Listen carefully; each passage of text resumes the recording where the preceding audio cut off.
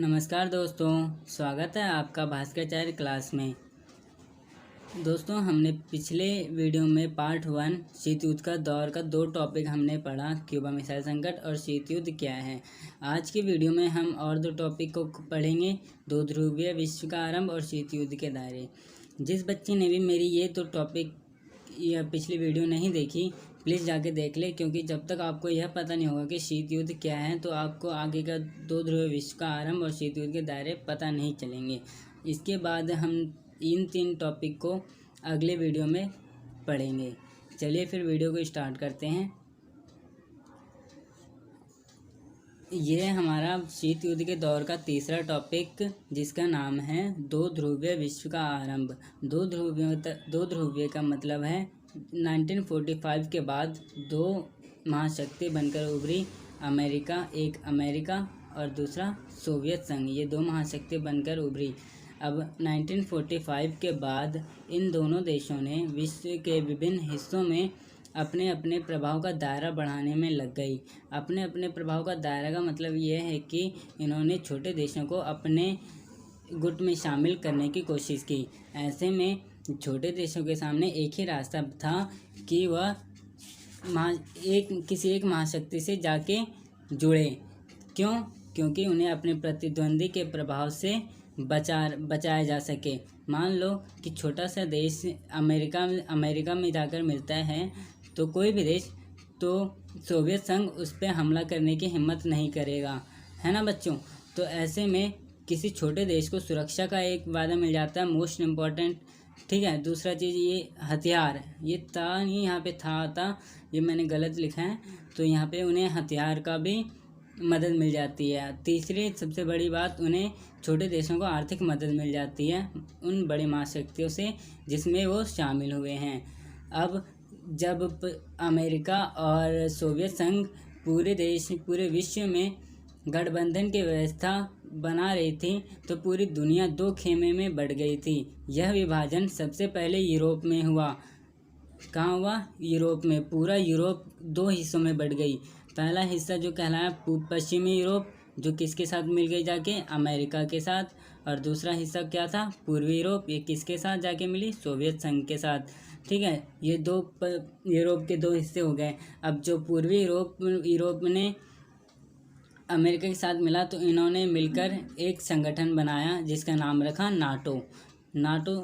उसका नाम था, नाटो का फुल फॉर्म है North Atlantic Treaty Organization, Hindi में उत्तर अटलांटिक संधि संगठन। इन्होंने एक ऐसा संधि बनाया, इसमें पश्चिमी यूरोप के देश शामिल थे।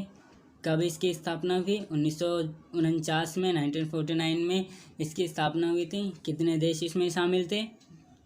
12 देश, वो भी पश्चिमी यूरोप के साथ। पश्चिमी यूरोप भी इसमें शामिल था। इसका उद्देश्य क्या था?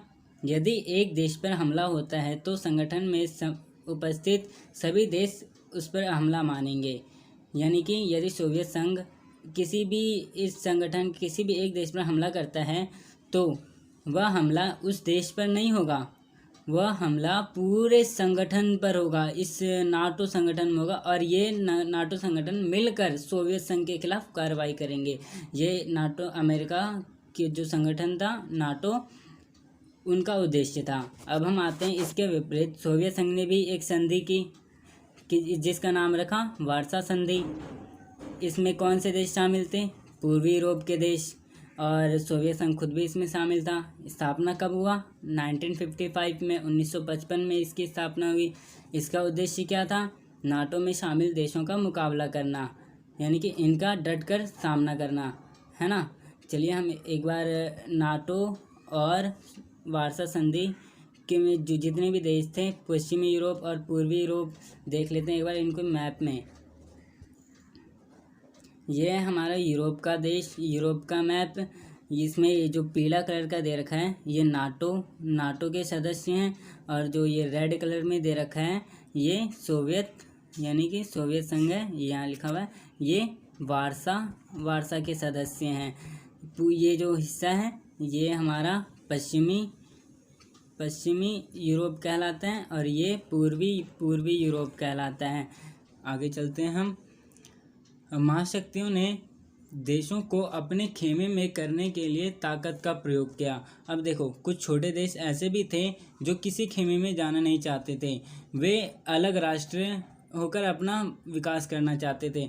ऐसे में जो महाशक्तियों ने क्या किया, उनको अपनी ताकत से उनको अपने गुट में शामिल करने की कोशिश की। एग्जाम्पल, पूर्वी यूरोप में सोवियत संघ की दखलंदाजी। पूर्वी यूरोप में कुछ देश ऐसे थे जो किसी गुट में शामिल नहीं होना चाहते थे। सोवियत संघ ने अपने बलपूर्वक उनको अपने संगठन या फिर कह लो अपने गुट में शामिल कर लिया।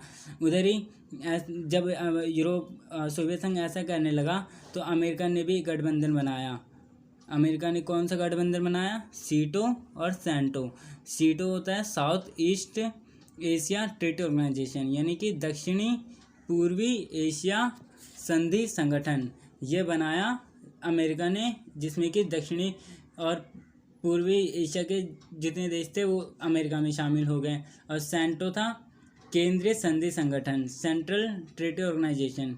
ठीक है दोस्तों, अब देखो, सोवियत और साम्यवादी चीन ने उत्तर कोरिया और उत्तर वियतनाम इराक से संबंध बनाए। अब सोवियत और साम्यवादी, सोवियत यानी कि सोवियत संघ में भी साम्यवादी विचारधारा थी और चीन में भी साम्यवादी विचारधारा के लोग हैं, तो इन दोनों में अच्छी दोस्ती थी। इन दोनों ने क्या किया, अपने प्रभाव का दायरा बढ़ाने की कोशिश में उत्तर कोरिया, नॉर्थ कोरिया यानी और उत्तर वियतनाम और इराक से संबंध बनाए इन दोनों ने, ताकि इनके गुट में ज़्यादा लोग शामिल हो सकें। नव स्वतंत्र देशों को चिंता थी कि वह अपनी आज़ादी को ना खो दे। ऐसे में कुछ देश ऐसे भी थे। नव स्वतंत्र देश क्यों कहा है? क्योंकि 1945 के बाद बहुत सारे देश औपनिवेशिकवाद यानी कि गुलामी के चुंगल से बाहर आए। उनको यह सता रही थी कि यदि वह किसी एक महाशक्ति या किसी एक खेमे में जाती है तो कहीं उनकी आज़ादी ना खो दे, वह अपनी पाई हुई स्वतंत्रता को ना खो दे, इसलिए उन्हें एक डर सता रही थी। और 1959 में सोवियत संघ और चीन के बीच भूभाग को लेकर युद्ध हुआ। दोस्तों, ये जो सोवियत संघ और चीन के बीच में जो अनबन चल रही थी 1950 से ही चल रही थी। फाइनली जब 1949 में ये खुलकर सामने आई और ये युद्ध के रूप में सामने आई। ठीक है, इस घटना से नव स्वतंत्र राष्ट्रों को दोनों गुट से अलग रहने का अवसर मिला। बच्चों, हम जानते हैं कि ये जो नव स्वतंत्र देश थे किसी के साथ जाना नहीं चाहते थे, तो इन्हें अलग गुट में रहने का अवसर मिला, मतलब दोनों खेमों से अलग रहने का अवसर मिला, है ना दोस्तों। अब देखो, महाशक्तियों को गुट, ये गुट नहीं है, ये गुट है, गुट बनाने की आवश्यकता क्यों पड़ी? अब जैसे वो किसी अलग गुट में रहने का अवसर मिला, तो ऐसे में गुट निरपेक्ष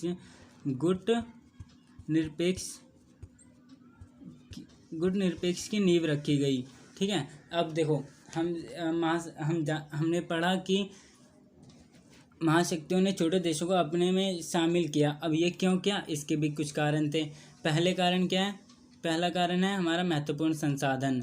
महत्वपूर्ण संसाधन में क्या है? तेल और खनिज।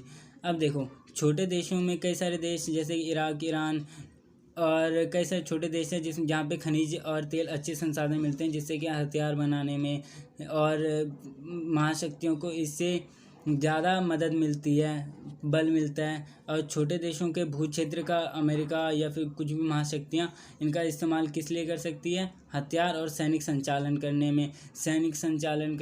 और तीसरा चीज़ आ जाता है सैन्य संगठन। अब छोटे देशों का इस्तेमाल किस लिए किया जा रहा है? सैन्य संगठन, यानी कि जासूसी, दूसरी महाशक्तियों का जासूसी करने के लिए। ठीक है, और चौथा हमारा सबसे ज़रूरी है आर्थिक मदद। छोटे देश को जब महाशक्तियाँ मदद करती है तो वो बदले में मदद करेगी, तो उनके सैन्य खर्च और वहन के लिए छोटे देश आर्थिक मदद करते हैं। ये 4 कारण हैं जिसके कारण सोवियत संघ या महाशक्ति छोटे देशों को अपने गुट में शामिल करने की कोशिश करते हैं।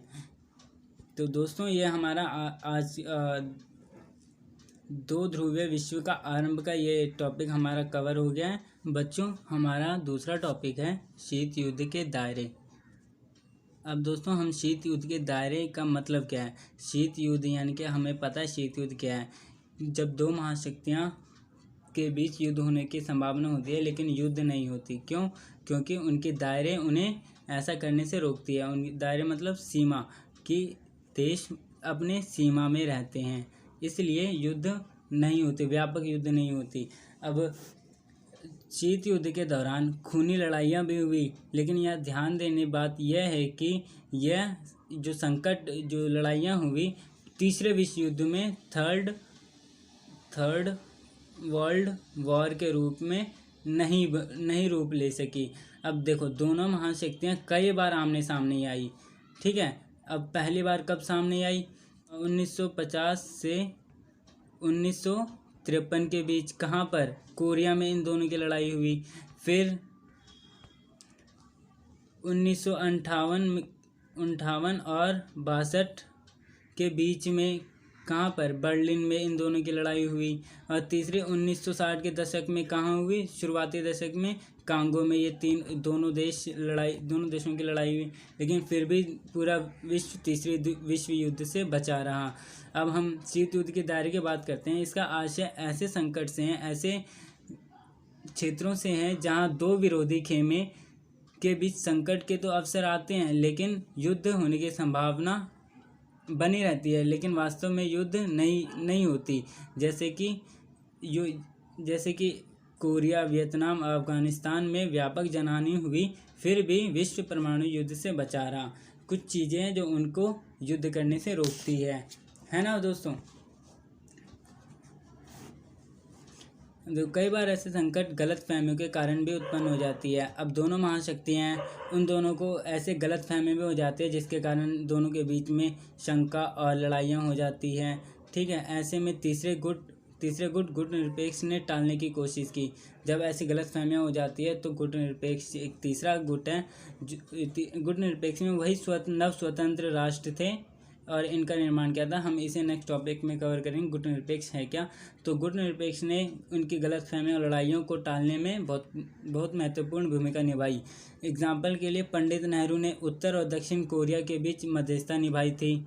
और दूसरा एग्जाम्पल है कांगो संकट में यूएनओ के महासचिव ने मध्यस्थता की भूमिका निभाई। अब गुटों की प्रतिद्वंद्विता समाप्त नहीं, एक दूसरे पर शंका। देखो, उन्होंने कई बार आमने सामने भी आई, फिर भी उनकी जो लड़ाई है वो समाप्त नहीं हुई और एक दूसरे पर शंका बना रहा। क्यों? क्योंकि देखो, इनको जैसे सोवियत संघ और अमेरिका है, अमेरिका को ये शंका थी कि कभी भी सोवियत संघ उन पर परमाणु हमला कर सकता है, तो उन्होंने हथियार को बनाना जारी रखा और एक दूसरे पर नज़र बनाए रखा। हथियारों के जखीरों को युद्ध से बचे रहने के लिए ज़रूरी माना गया। देखो, जिस देश पे ज़्यादा हथियार होगा वो हमेशा यही सोचेगा कि उस पर हमला करने से रुकेगा, क्योंकि जैसे आप हो और आपके दोस्त हो, दोनों के पास बंदूकें हैं, तो आप इस पर हमला करने से बचोगे, क्योंकि इसके पास भी वही बंदूक है जिससे आपको भी ये हानि पहुंचा सकता है। इसलिए दोनों देश एक दूसरे को हानि ज़्यादा ना हो, इसलिए युद्ध से बचे रहें, ठीक है।